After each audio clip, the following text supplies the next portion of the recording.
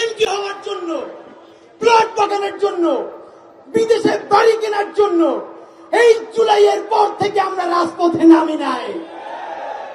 রাজপথে নেমেছি সোজা একটা, আমার যে শহীদেরা স্বীকৃতি যারা আছে তারা এখন পর্যন্ত এই রাষ্ট্রের আইনি কাঠামোতে দেশদ্রোহী, তাদেরকে আমরা এই জাতির শ্রেষ্ঠ সন্তানের স্বীকৃতি এনে দেবই দেব ইনশাআল্লাহ।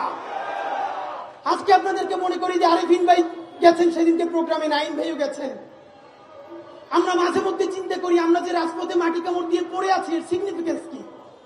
কিছুদিন আগে জাতিসংঘ এই জুলাই সেলিব্রেশন একটা প্রোগ্রাম করেছে, এখানেই প্রধান উপদেষ্টা ছিলেন, সকল উপদেষ্টা ছিলেন। প্রধান উপদেষ্টার বক্তব্যের আগে 4 মিনিট নারায়ণগঞ্জের মাহবুব ভাই, যিনি 2 চোখ অন্ধ হয়ে গেছে, মাত্র 4 মিনিটের একটা ডকুমেন্টারি জাতিসংঘ করেছে, সেটা আমাদেরকে দেখিয়েছেন।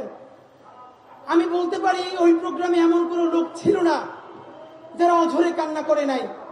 আমরা ইনকিলাব মঞ্চের 10 জন আমরা এমন জোরে কান্না করছিলাম, পাশের মানুষও বিব্রত হয়ে যাচ্ছিল।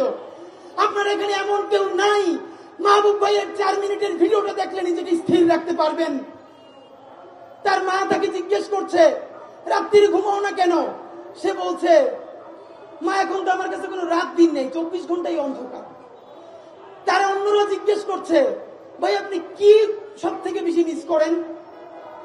তিনি বলে ভাই সারা দুনিয়ার মধ্যে আমার মায়ের মুখটা আমি একটু মিস করি, আমার মায়ের মুখটা আমি দেখতে চাই।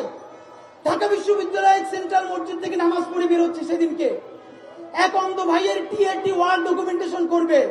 উনি নাম শুনে আমাকে জড়াই ধরলেন। 24 বছরের এক ভাই হাফেজ কোরআনের, 2 চোখ অন্ধ হয়ে গেছে এই জুলাইয়ে। জড়াই ধরে বললেন ভাই ডাক্তাররা বলছে আমার আলো কোনদিন ফিরবে না, একটা চোখে কয়েকদিনের জন্য কি একটু আলো ফিরানো যায়? আমার খুব ইচ্ছা মরার আগে আমার মায়ের আমি একটু দেখতে চাই। ভাইরা আমার মনে হচ্ছে যে এই আলো যদি এখন আমার চলে যায়, আমি 24 ঘন্টার মতো একবার আমার সন্তানের হাসিটা দেখতে চাই। আর যেই লোক জীবনে আর মারে দেখবে না, বাবারে দেখবে না, সন্তান দেখবে না, তাদেরকে বেইচা দিয়া যারা বিদেশে বাড়ি গাড়ি করতে চাও, হাসিনার থেকেও ভয়াবহ পরিণতি হবে। বন্ধুরা আমার, বাংলাদেশকে আজকে এখানে কেন দাঁড়াতে হবে? এখন পর্যন্ত বিদ্যমান আইনি কাঠামোতে আমাদের শহীদ ভাইয়েরা রাষ্ট্রদ্রোহী। এখন পর্যন্ত আইনি কাঠামোতে কেন তাদেরকে জাতির শ্রেষ্ঠ সন্তান করা গেল না? আমরা সবাই জান দেওয়ার জন্য রাস্তায় নামছি, তখন জাতীয় ঐক্য কমিশন রাত 12টা পর্যন্ত মিটিং করে। গত 1 বছর করছেন কি তখন রাত 12টা পর্যন্ত মিটিং করেন নাই কেন? একটা খসড়া যা আমাদেরকে সনদ দেওয়া হইল, চ্যাটজিপিটি জিজ্ঞেস করছি একটা কেমন খসড়া দেওয়া যায়। চ্যাটজিপিটি একটা দিয়েছে, প্রিন্ট দিয়ে সবাই দিয়ে দিছে। কি ভাই এই চ্যাটজিপিটির জুলাই সনদ আমরা মানি না। আপনারা জানেন, আমাদেরকে অনেকে জানতে চাচ্ছেন আগামী 3 তারিখ যে কফিন মার্চের ঘোষণা করেছি আমরা, তা হবে কিনা। বাংলাদেশ আজকে প্রোগ্রাম করার জন্য আমাদের আরেকটু সুবিধা হলো, সারা বাংলাদেশের সমস্ত শহীদ পরিবার, সমস্ত আহত এবং জুলাই যোদ্ধাদেরকে জানিয়ে দিতে চাই আজকে রাত পর্যন্ত এই ইন্টারিমের সময়। আপনারা আজকে রাতের মধ্যে ব্রিফ করবেন ঠিক কতক্ষণের মধ্যে কয় তারিখ জুলাইয়ের ঘোষণাপত্র সাংবিধানিক স্বীকৃতি সহ জারি করবেন। তারপরে বলবেন আগামী কয় তারিখের মধ্যে জুলাই সনদ সকল রাজনৈতিক দল স্বাক্ষর করবে। যদি এই চিন্তা করে থাকেন, কবে দিব জানি।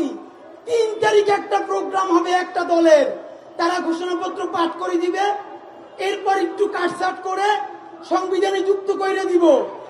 এই সব রাজনীতি করতে দেয়া হবে না। এই জুলাইয়ের মালিকানা কোন রাজনৈতিক দলের কাছে আমরা বেচে দেই নাই। এই জুলাইয়ের মালিকানা একমাত্র প্রত্যেকটা শহীদ পরিবারের, আহত অন্ধ বঙ্গু ভাই বোনের। এই জুলাইয়ের কোন একক মাস্টার মাইন্ড থাকা চলবে না। বন্ধুরা আমার, মাননীয় প্রধান উপদেষ্টা, আপনার উপরে আস্থা রেখে বলছি, আপনার সরকারকে আজকে বলতে হবে আপনারা ঘোষণাপত্র কখন দিবেন এবং কিভাবে দিবেন, সনদ কখন দিবেন, কোন প্রক্রিয়ায় বাস্তবায়ন করবেন। যদি রাত 12টার মধ্যে কোন ক্লারিফিকেশন না দেন, আজকে 1 তারিখ, আগামী 3 তারিখ এই জাদুঘরের সামনে থেকে দুপুর 12টায় আমরা প্রত্যেক উপদেষ্টার জন্য একটা করে কফিন নিয়ে জুলাইয়ের শহীদ পরিবার যোদ্ধারা সচিবালয় অবরোধ করব। যতক্ষণ না পর্যন্ত রাষ্ট্রীয় স্বীকৃতি দিয়ে ঘোষণাপত্র দেয়া হবে, জুলাই সনদ দেয়া হবে, ততক্ষণ পর্যন্ত সচিবালয় অবরুদ্ধ থাকবে। সুতরাং সিদ্ধান্ত আপনার। এই জুলাইয়ের ঘোষণাপত্রের মালিকানা বাংলাদেশকে দিবেন নাকি কোন ক্যাডেটবাজদেরকে কাছে দিবেন, সেই দায় কিন্তু আপনাকে নিতে হবে। সুতরাং আজ রাত 12টা পর্যন্ত অপেক্ষা করব। যদি সরকার কিছু ঘোষণা না করে 3 তারিখ কফিন মার্চে দেখা হবে।